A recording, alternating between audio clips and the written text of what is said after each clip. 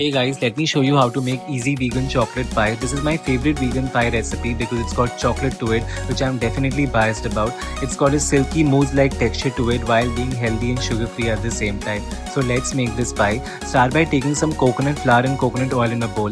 Combine to make a crumbly mixture. Pour in some ice cold water and bring everything using your hands to a soft dough and let it sit in the refrigerator for 30 minutes. And once it's properly rested, spread it out in an 8-inch removable base pie dish. You want to crimp the edges so that you have a perfectly set pie crust and let it rest in the refrigerator for 30 minutes. Now to make your chocolate silk mousse, break in some dark chocolate. This is 70% dark chocolate which I am using. You can use any dark chocolate of your preference. Next I'll add some coconut cream. Next goes in 1 tablespoon of unsweetened cocoa powder, instant espresso powder, vanilla extract and a pinch of salt. I'll bring it all together in a high-speed blender. And there you go, my chocolate silk mousse is ready. I'll simply pour this over my set pie crust and let it rest in the refrigerator overnight or in the freezer for 2 hours.